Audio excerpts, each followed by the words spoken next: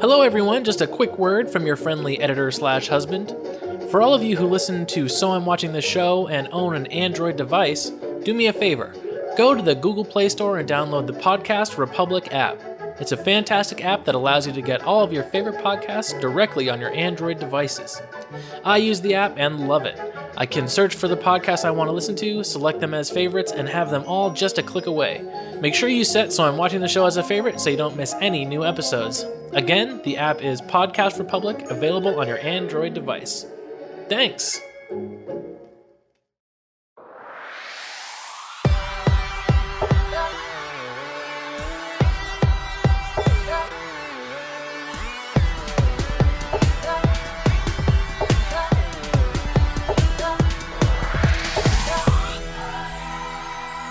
So, hello everybody, I'm Will. And I'm Kristen.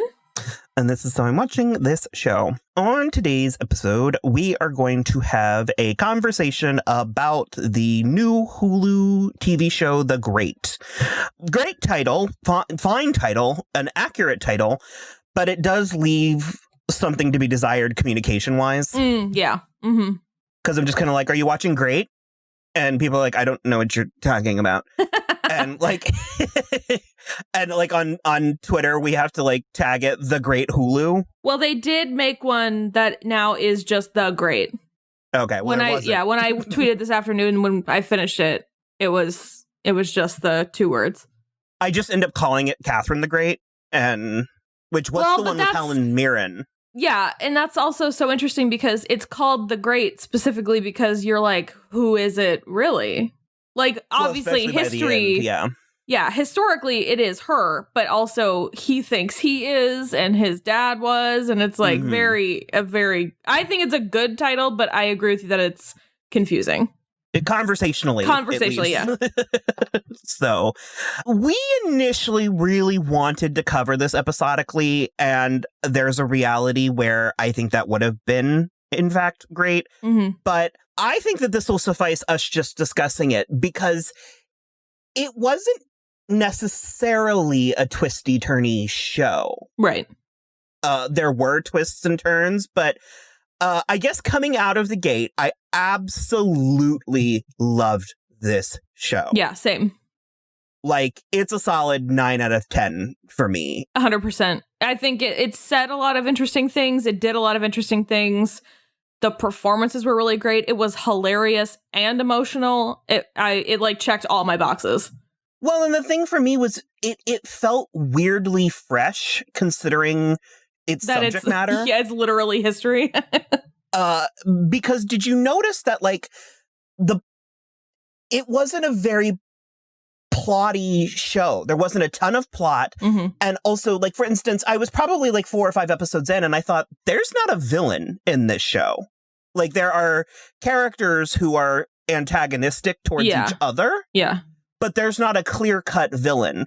And I suppose it's Peter. Yeah. Especially if we're going from Catherine's perspective. He's the obstacle she's trying to overcome. Well, he also is just, I mean, he's a cad and he's a jerk and he's an idiot and he's ruling poorly. So many people are suffering in a way that they don't need to. So he is the most villainous. But I agree. He's so bumbling that you almost are like, well, it's not on purpose. And it's kind of the Marie Antoinette thing where it's like, well, when you look at it in context, it's like, how could she have been competent? Yeah. I've already failed. The first thing I was going to say when you answered the phone was, huzzah! Oh my God, yes. I intended to do that too. I also was like, it is a real shame that I don't have any ginger beer in the house because I was going to make a Moscow Mule. What is it? It's vodka, ginger beer, and lime. Oh, okay. I thought that White Russian. I was like, I thought it had milk in it. Well, White Russian does. Yeah. A White Russian is thinking. Vodka, Kahlua, and milk, or cream, or half and half, or whatever. So, Okay, I got my notes. I think I'm ready. We were talking about Peter. I was comparing him to Marie Antoinette. I found this show fascinating because, like I said, it wasn't a plotty show in the sense that, like, if we compare, okay, for instance, the series The Magicians is probably the plottiest show I've ever seen in my life. It's very plotty.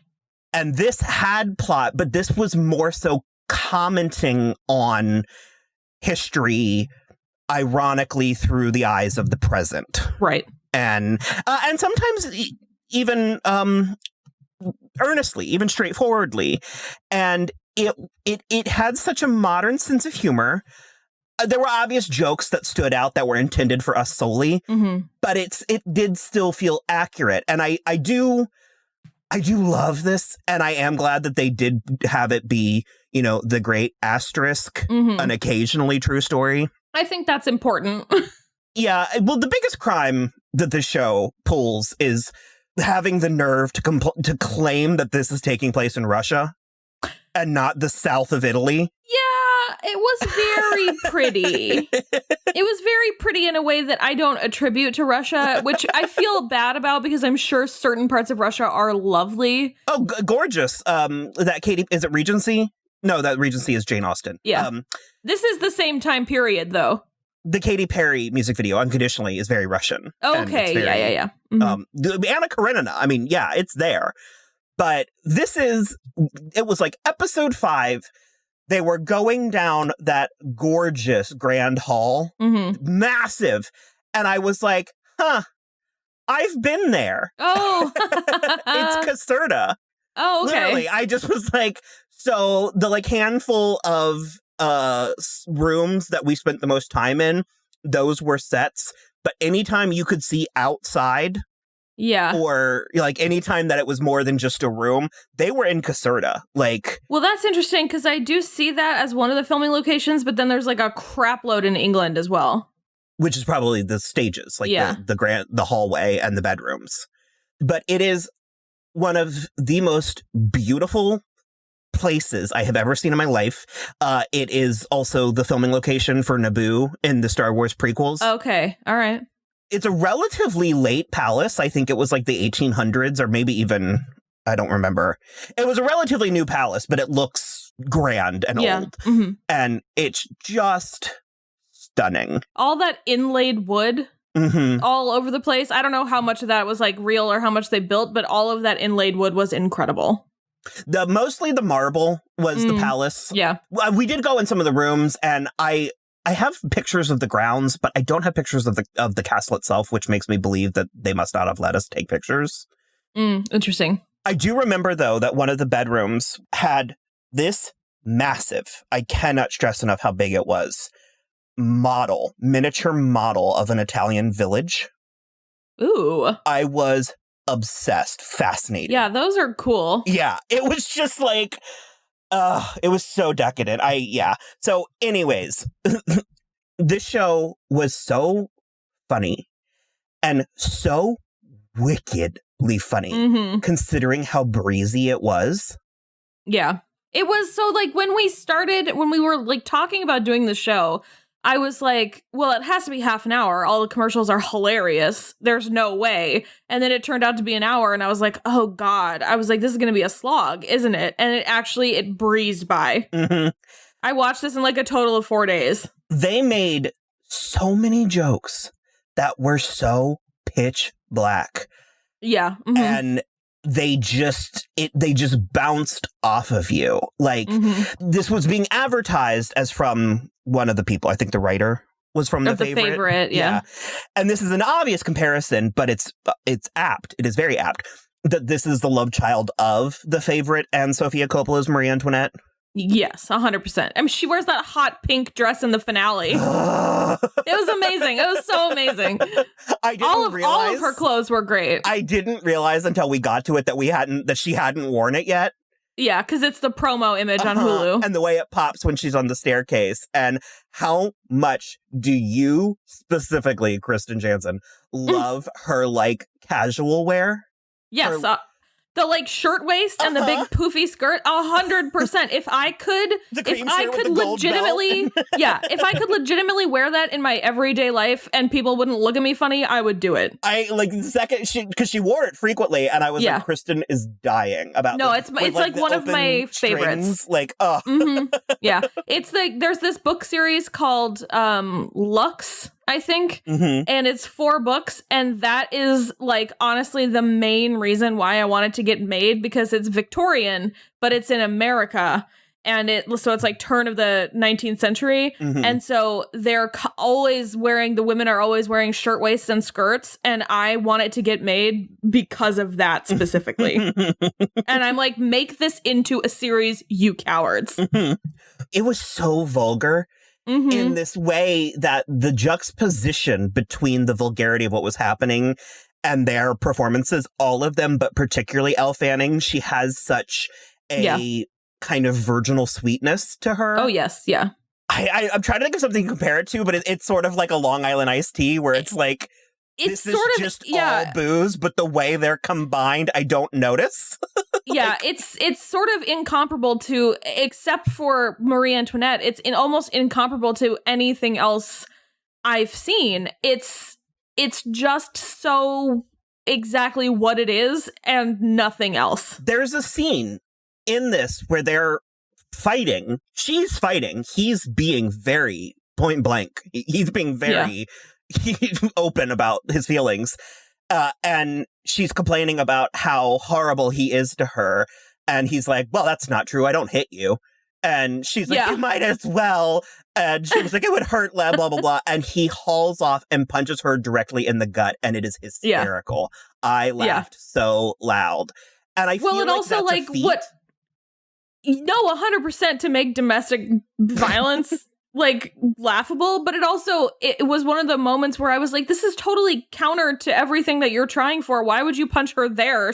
You're trying to get her pregnant. I was like, that's like the level or I guess the lack of thought that he has about anything that he's doing. I was like, that's obviously the wrong thing to do. And it just was so silly. Well, and furthermore, in the 3rd episode, there's a scene back and forth with Catherine and Mariel, and Catherine was like, how was your night? Mariel was like, well, I avoided getting raped. And Catherine was like, me too. And together they're like, we better hope, that they never invent something easier than buttons. And it's like the joke there is modern women be getting raped. And it's like, the fact that was funny. Do you know what I mean? Like 100%. I just was sort of like, I have never seen jokes like this. They handled so deftly, so casually, but also so like, I don't know. It was... And there's a couple of them that stick out to the point of borderline being tacky or eye roll, like the Chernobyl Girls Choir. Yeah. Well, there also was like... Because he goes, like, they glow. They do glow, yeah. I heard Nick Hoult say the phrase eating pussy like maybe 5 too many times. I was like, you could pull way back on that specifically. For whatever reason, I really don't like that terminology for lady parts. I mean, at this point, it was like an old friend. Well, sure. Like... Towards the end, I just was like, well, yeah, he's eating a fig. He's going to talk about Georgiana's pussy, but like, I could do without. Yeah, I didn't realize what a presence he was going to be on the show, and I guess it's because there is not a single, second of his footage that you could put in a television commercial. So yeah. I don't Except for him saying huzzah and indeed. Yeah, he was so funny. I am a casual fan of his. For a hot minute, or for some reason, I had it in my head that I don't like him, and after approaching enough movies that he's been in with that mentality of being like, I don't like him, and then liking him, I've finally put it aside. I don't know where it came from. I guess maybe he just, because he's also so much bigger than I realized he is. He's quite tall, yeah. I think it's because he has such a boyish face. Well, and it for me, it also goes into, I've been a fan of him since he was a literal child, since 2002, the movie About a Boy. So okay. with Hugh Grant, and that movie is excellent, and he's very good in it, but he's a literal child, and so every time I see him as an adult man, I'm like, you are a massive human. Mm-hmm. It's very strange, but he was so funny in this, and also, I mean, it threatened early on. It threatened to get tired real quick.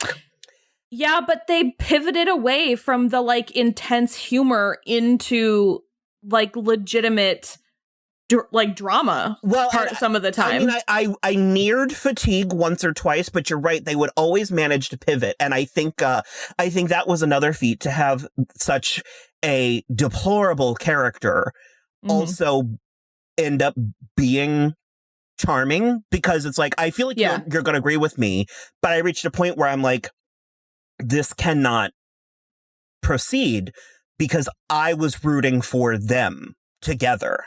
A little. I really intensely fell in love with Leo. So I was also very into that. But I agree. Once Peter starts falling in love with Catherine, I was like, well, he's trying. Well, I think we're dealing with it's a topic of conversation in general and on our show, but we haven't talked about it in a hot minute. It's like the comparison of a psychopath versus a sociopath. Okay. So it's like, I think he's a sociopath. He can actually achieve relationships with people and like he can learn. Sure. But that has always been my understanding, was that psychopath or sociopaths could form genuine connections. Yeah, well, I think it's that sociopaths have they have an internal moral compass that they adhere to, but it doesn't necessarily line up with the moral compass of the world. And so they are able to, like, I'm trying to think of one that matches up like in pop culture, but it basically is like, if they love you, they won't kill you. Well, yeah, because she was able to reason with him. A couple on times, multiple occasions, and not even. Well, that's I think more the product of being a stupid sociopath, where he was just like dumb. So she did reason with him a couple times, but she was able to sway him in a way that like a smart sociopath, like a Hannibal Lecter, would not have been swayed. But also, Hannibal Lecter would never kill Clarice Starling. Yeah, you know what I mean? was going to say, yeah, I mean, not if he fell in love with her. And the fact that he sort of did, that was just so fascinating to watch her, like, her learning to maneuver his world, the court, and him. Because it's something that I think a lesser show would have fallen victim to, is changing her. Yeah. When she gets hurt or when something doesn't work, is having her become the opposite and being like, I've tried and I failed. And it's like, she maintains her optimism and she maintains her, I mean, she learns from her mistakes. But when the season ends, she's still very identifiably the same person. Correct. And I was really fascinated and wowed by that, especially, from a female character, a young female character. I'm not done with Peter, but we're here, so let's go ahead and pivot into it. Do you have anything that you want to say about the show's depiction of sexuality, and especially female sexuality, and especially young female sexuality? Sure, yes. I mean, I don't really know where to begin with talking about the sexuality on this show, except for to begin with when Peter takes Catherine's virginity, and I think it's episode 1, right? So it's so interesting to me as a woman watching this, because I think most girls and women have very similar notions before they lose their virginity about how it's going to be beautiful and amazing, and he's going to kiss you tenderly, and there will be explosions behind your eyes. And then you actually do it, and you're like, well, that was medium. It'll get better. And it does get better, and it could get amazing. But the fact that she had those thoughts, it happened, and then Mariel came back, I think, in the morning, and she pivoted so immediately and so correctly to, like, maybe I was blinded by romance. She just immediately got there in a way that I was like, oh, she is a learning person. And then it's really interesting to watch the difference between her like consummating the marriage with Peter and trying to get pregnant with Peter, and the way that they film the sex scenes with Leo. Obviously, it's meant to be a huge difference, but it is stunning the way that they do it, because she's always got kind of a like questioning, almost laughing look on her face whenever Peter is having sex with her. But she's always much more present with Leo. And obviously, again, all of that is stuff that would actually happen, but I love that they depicted it. Well, yeah, and I think I was the most blown away by how much the show leaned in for her and, to a lesser extent, the other female characters. Because Elle Fanning, for lack of a better term, for lack of a better language, Elle Fanning has, let's say, a purity, a quality to her that doesn't necessarily lend itself to traditional notions of sexually active women, and certainly women who desire sex. The scenes with her and Leo, it was very like, I don't know, it was very interesting to me in that vein, where it was like, she looks like such a young girl and she looks so pure and innocent, and at multiple times, and obviously not legitimately, but through the power of movie making, watching her orgasm was that's a huge plot in one of the episodes, and it did feel slightly radical for something that is mainstream, and it's what we are accomplishing with the new television landscape, definitely, and all that, because frankly, if not for the violence, I would say that this show is an easy watch, and even for younger people, it's very vulgar in that there's language. For some people, that is a thing, and for other people, it's not. And for whatever reason, my mom was just sort of blasé about language and sex. She was kind of like, meh. And it was like violence that she was more protective of. And I guess I will go as far as to say that it does earn its violence. Well, they're having a war. Yeah, I think the show could have existed without it. I don't think that it would have lost much by taking a chunk of the violence out of it. I don't disagree, but I do feel like it needed some of it in order to land the more dramatic moments. Sure, especially when you consider how charming Nicholas Hoult is at portraying Peter. Because there's several times where she's like, I'm going to lean in. Like, I'm actually going to lean into this and I'm going to make it work. And each time she's sort of, literally and metaphorically punched, backwards. And the scene at the banquet with the Swedish heads. Oh my God, yeah. That was Game of Thrones. And we just sort of, we needed that. She needed that. You know what I mean? And it's also, that kind of goes into the moment where Catherine and Elizabeth, Peter's aunt Elizabeth, go to the front lines and bring the men macaroons, which, my God. And then they're coming back. It's a way gauche. But they're coming back, and Elizabeth makes the men stop the carriage. She gets out, she walks 15 paces, and she just shrieks for 30 seconds. She's just shrieking in anger and despair and sadness out there. And then Elizabeth gets back in the carriage and she's like, if you need to do that, we can stop as well. And she's just like, no, it's fine. And then she's like, I'm trying to decide if I can stomach a macaroon. And she just, Catherine just dumps the rest of them out the window, which was amazing. And then she just screams, fuck, which it's like she didn't want to stop the carriage again to go scream in the woods, but she still needed this visceral release and injuring the person with her by not letting her have her snack or whatever, and then also screaming but in a different direction. I don't know. It was all very, very interesting. All of that stuff, how she dealt with it and everything. It was very good. So I meant to do this earlier, and in doing it now, I'm exposing my hand, but I was going to play a little game where I was going to say at the count of 3, let's both name who the best character in the show was. Oh, are we agreed? Is it Elizabeth? It's Elizabeth. It's way Elizabeth. She boggled my mind. Yeah. Every time she was on screen, because I wrote her off probably 4 or 5 times. Mm-hmm. Because she's so daffy. Who is the actress? Her name is Belinda Bromelow. Okay.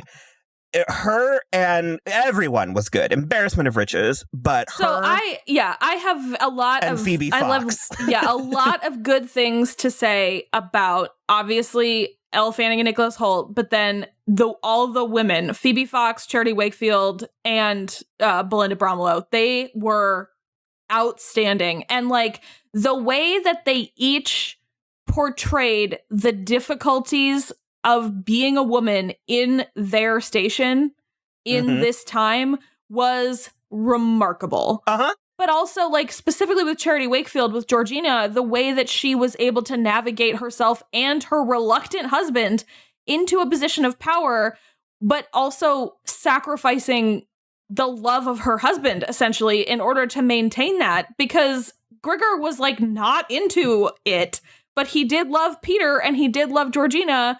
But it just like it's the kind of thing where like the center cannot hold on a relationship like that, where the one person in the triangle has all the power and the other 2 people are the ones that are in love. I loved Gregor and George so much, and it was weird to me because they are also positioned as villains at certain points in the show. Mm-hmm.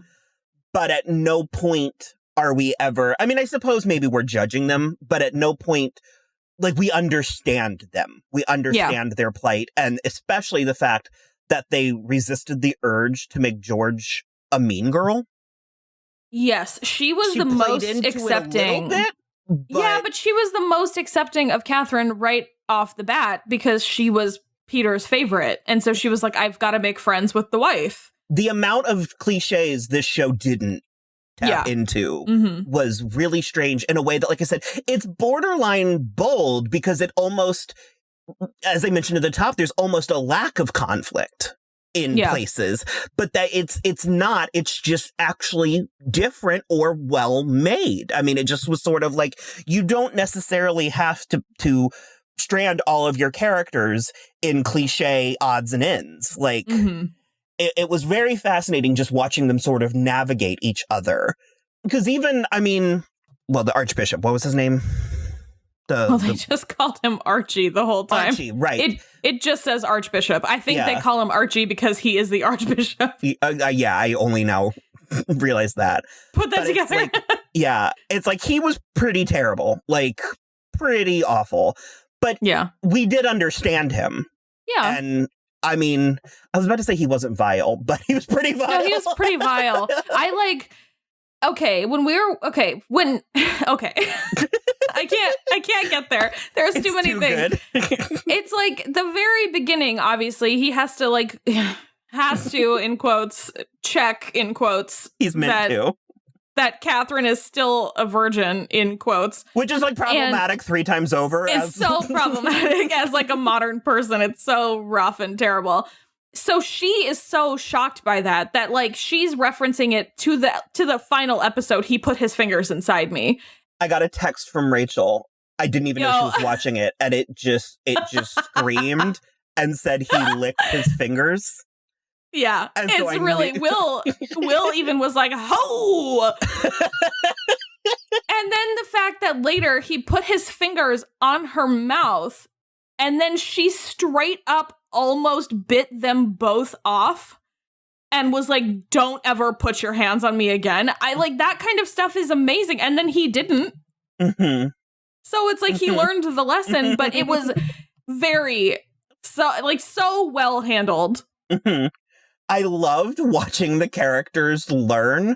Like, for instance, when, with Gregor and George, when they see Leo give her the peach.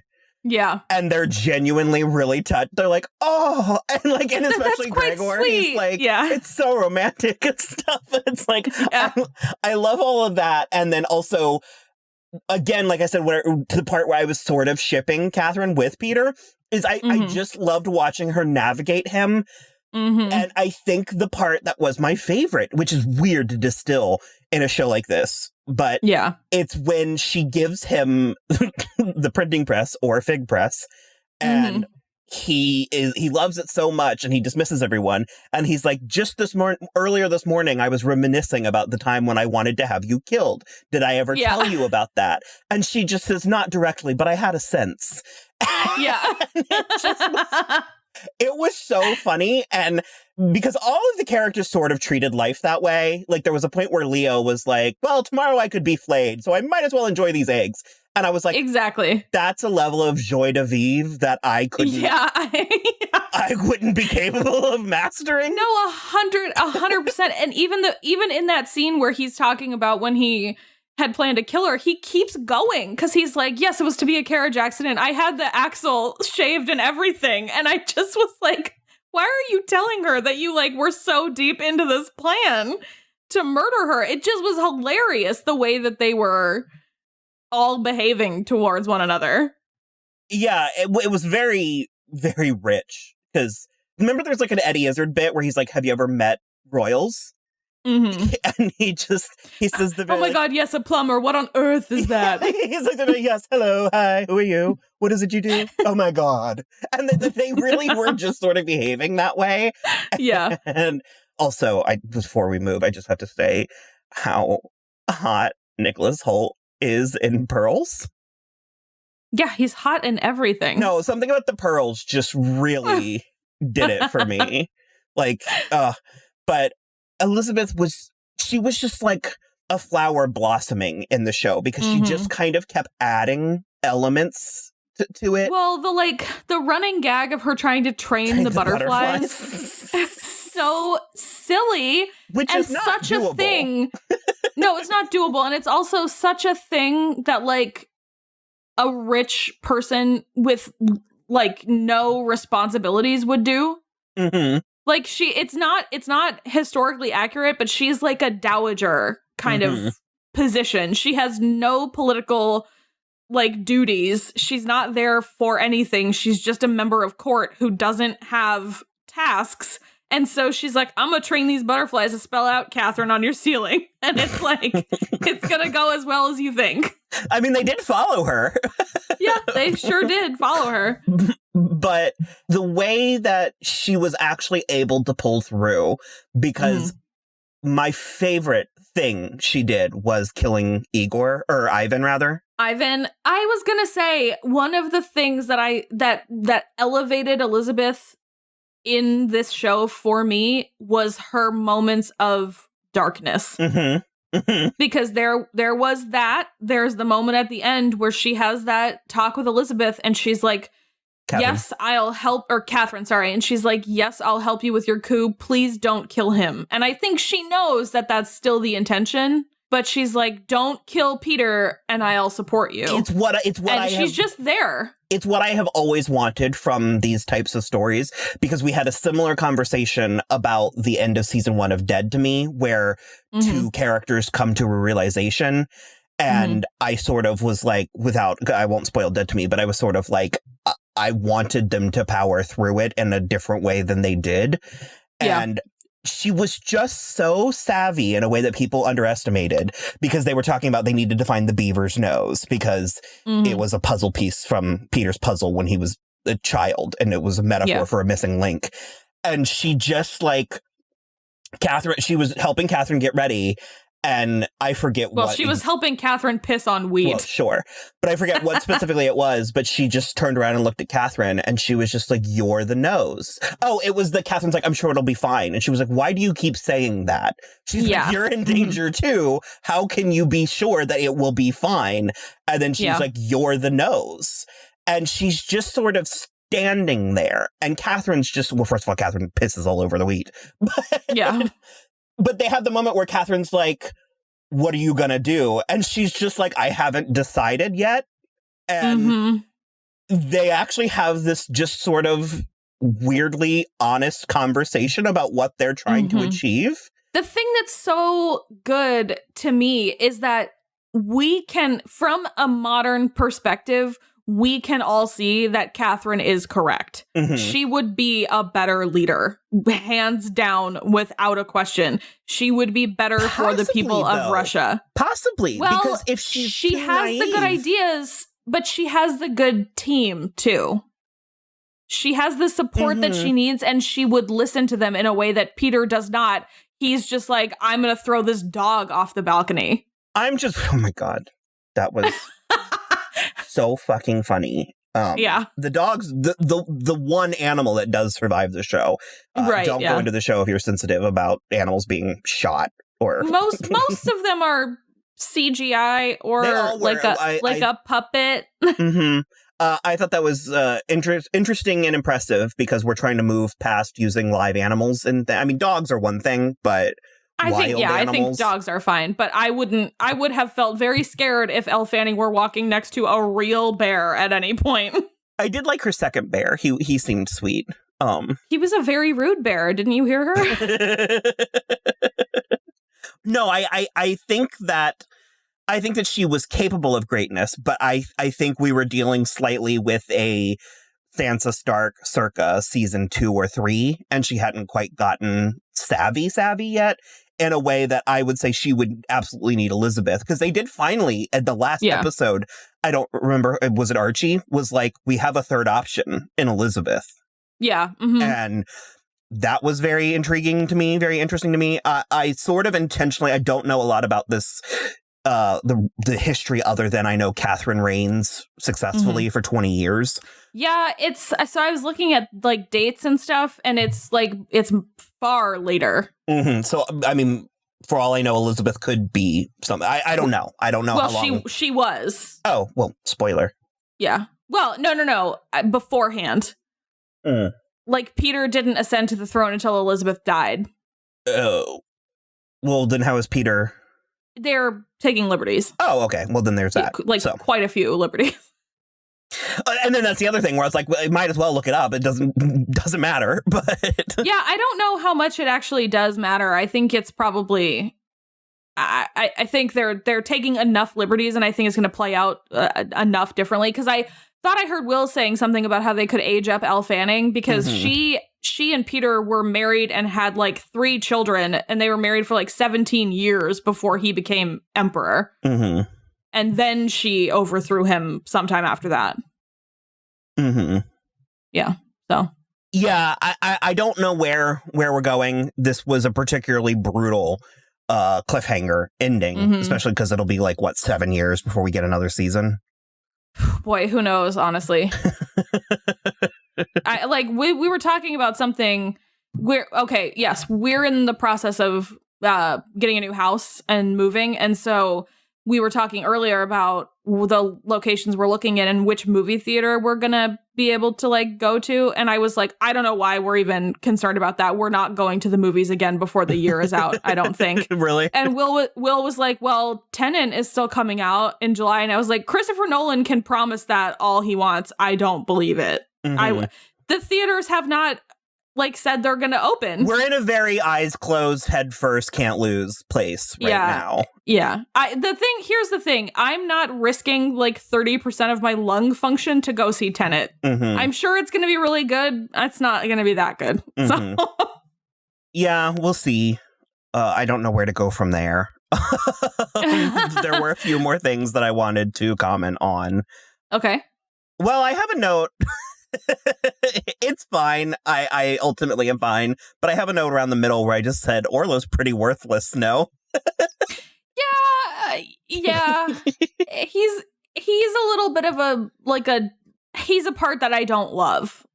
Well, because he just kind of was such a prig that I just was like, oh God, could he actually go get laid? Because he never did get laid. He started drinking, and I'm like, just go have sex with somebody. You'll feel so much better. I was waiting for him to be gay, which is what I thought was going to happen with the Swedish soldier. Oh, okay. And it did not go that way. No, it's several ways over. It did not go the way I wanted it to. Because there was nobody gay. There was a couple comments, but that I thought was noteworthy, was interesting. A show like this, because for starters, it has to be expensive. Yeah. It's been well received thus far. I haven't noticed a lot of chatter online about it, but that doesn't mean that it is or isn't there. Mhm. I just haven't noticed it. So it's like, I'm so curious to know, A, if it's even going to be a hit in the first place, and then B, where they're going to go with this. What sort of life cycle does a show like this have? I mean, I would think a couple. Yeah. So I am curious to see how we're going to further these stories, progress these stories, because, I mean, you got to save some plot for season 2 and 3. You know what I mean? If you're trying to go there. And, you know, they did have, like, I mentioned to you that of all the, like, the court, the gentry or whatever, that I really liked Tatiana and Arcady. Yes, they were very good. They ended up being my favorites. Was it Svenska or what was Svenska? Yeah, Svenska. Lady Svenska. She was just awful. Yeah, but she also tapered out by she wasn't a real. The fucking dress thing was so funny. Yeah. Yeah, and you're right. Once they pivoted into the actual drama, she kind of went by the wayside, which was nice. And furthermore, like I said, I do like that they made a point to keep George separate from them. I mean, she was with them frequently, but she was enough her own character. She was very, they were giving me very, from the Society, Helen and whatever brown-haired dude she was with. Vibes. Yeah. Where they kind of had their own thing going on the side. And I'm like, keep an eye on those two. I think we can trust them, but... They're probably fine, but they're not in the mix enough. Yeah, it was fun. We mentioned Leo. I wanted to go back to Leo. I did what have you. I liked Leo, but he really lost me in the middle with his, like, woe is me thing. And I just sort of, after that, I just wrote him off. So I was not quite as... Yeah, because it was very similar to Grigor, where he was like, I understand the situation I am in intellectually, but emotionally it fucking blows. And he's like, and I can't keep my emotions in check 100% of the time. I have to be pissed about it. By the end, because I was not entirely sure what was going on, but she basically chose, her choices were Leo or Russia, and she chose Russia at the end.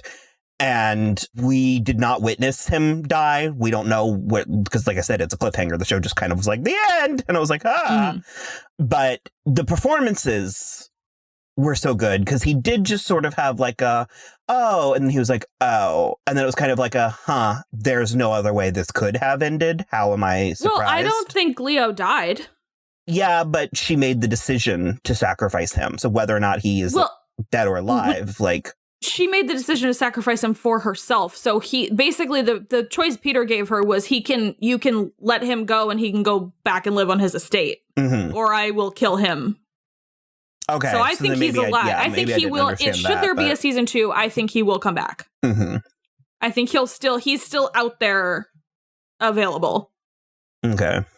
I was unsure about Orlo. I thought he was dead. Yeah, unsure as I too. As well. He was like lying on the ground with a bleeding head wound, and I was like breathing, but I was very, very sad to see Vlad go, and I suppose we need it because we need a reminder that stakes are real. Yeah. But it just was so to kill the sweet little virgin. Pour one out for Vlad the smallpox victim. But I did love that Catherine was able to like put something on Peter. He was like, where's that little chap with the parachute? And she was like, you burned him. And he was already dead, but it is like, you can feel shitty about that because you didn't do anything about the smallpox. Like you wouldn't give anybody treatment. So I did like that. She was always there with a cutting remark, and I dug that about her. And while we're pouring things out, we should pour one out for Nikolai, the little boy at the science fair. Oh, yes. Oh, my God. It's just terrible. It's so terrible. And the fucking the frog, because when he shot Arcady with the frog from the gun, because I remember earlier in that episode, there's a scene where they're in a fountain fishing frogs out of the fountain. Yes. And I was concerned. I just was like, what a weird thing for them to be doing in the presence of the king or the emperor. It's just very strange. And I was like, well, you know, who knows? Maybe they're like eating frogs later or something. And nope. Let's see if this can be shot from a gun and if it's still alive. He said, and if it lives, have we invented a new form of travel? Just like, so crazy. That was very funny. I also did absolutely love that the King of Sweden was just as crazy as he was. Yeah. And that they like best friended the shit out of each other. Like, well, and I liked Catherine and the Swedish Queen as well. Mhm. Like bonding over like the similar nature of their husbands. because I wrote her name down. It was Agnes, the Queen of Sweden. But Yeah. I loved her comment about how the first lie always wins. I was like, Yeah. man, I felt that. Yep. Mm-hmm. And I loved actually how the show incorporated the horse into it because, you know, as we know, most of those famous stories from history are untrue. And we do have them for those precise reasons. Mm-hmm. And I did think it was interesting that it was such a presence in the show. Like, that was a real plot, her with the horse. Yeah. Well, I did also really like at the end, I think it was the finale, because I think she's wearing that pink dress, and Tatiana was like, we really liked the speech that you made, and I'd be ever so curious to know how you actually fucked that horse. And she was like, Tatiana, I didn't. And Lady Svenska's right there, and she's like, you were there when I made up that rumor. It's not true. It was so good. So, yeah, I think that really covers most of it. Did you have anything else that you wanted to talk about, or? Not specifically that I can remember right now. I mean, I thought it was just really good, really beautiful. At one point, Elle Fanning wears this like seafoam / mint colored dress, and it is stunning. Mm-hmm. I like, that's not important. It's just important to me. She had a good bad wig. Yeah, it was fine. The wig itself was a good quality. It was just the hairline that caused issues for me. But it was a good quality. Yeah. Which is odd because her hair, I mean, it's not that long, but it is that color. So I'm sort of like, you couldn't have Why didn't you just do extensions? Yeah. Yeah. And I'm thinking I need to revolutionize the wig industry. And what I feel like you should do is just treat the front of the actor and actress's hair and then put the wig slightly behind their hairline. Interesting. And just comb it in. Do you know what I mean? Because it's the hairline. It's just unforgiving in a 4K world. Yeah, that's true. The 4K world is, I think, the important part of that. Because the first time that they were having sex on their wedding night, I mean, he fucked her wig off. Like, it was coming off. And I was like, it's all I could see. And I did want to give them a shout out for two things, pet peeve of mine. They, at the very least, had a prop leaf. It was not real, I could tell, but it was not like from Michael's. Yeah. And then the flowers on her dress were silk flowers. Okay. Again, and not from Michael's. I loathe fake flowers with the I think anybody who's a regular listener could say that about you. I think they know. With the intensity that Madonna loathes hydrangeas.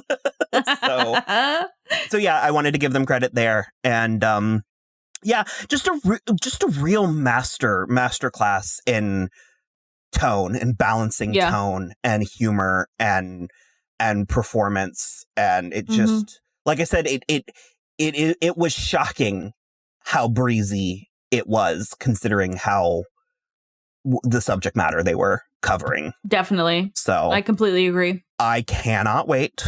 I hope there's more, and I hope it is efficient. So yeah. Boom. Fingers crossed. Yeah, obviously, we loved this show. It is available on Hulu for streaming. The whole season's out. It was exceptional, like kind of across the board. And even like lesser characters like Velementov, the general. He had a couple so funny, and he had a couple of really serious, intense moments, like when he is with the Swedish general, and they are having that talk about how terrible it is watching their young men go out and die and everything. That was like gripping in a dramatic way, and that was like he had been played as nothing but, you know, a lustful man the whole rest of the time. And so it was nice to get the shading on characters like that. Do you think this could get any attention in general and also award attention? Well, definitely this year it could. We've got a real dearth of stuff happening right now. So yeah, I mean, I don't see why not at the absolute least for costuming, but the Golden Globes kind of love TV like this.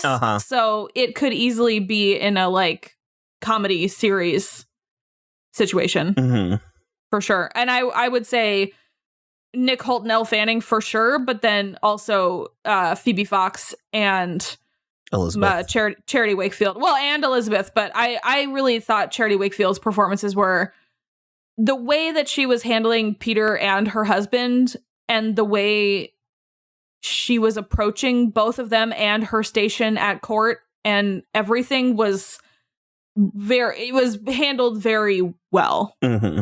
Yeah. So I think it could. Whether or not it will is a different question. But yeah. All right. Well, we definitely recommend it. As always, you can follow us on Twitter at So I'm Watching, Instagram at So I'm Watching This Show. We also have a website, soimwatching.com, which links out to everything. And this is our last episode before we go on break for June. So we are still available on Twitter and Instagram if you would like to interact with us. But we are going to be using this time to try to make everything better for you guys and to kind of get some, you know, backup episodes set up so that we can move forward in a more secure place. So yeah, I think other than that, you can rate, review, and subscribe. And obviously all our old episodes will be available while we're on the break. So there will be things to listen to. We'll see you in a month. Bye. Bye.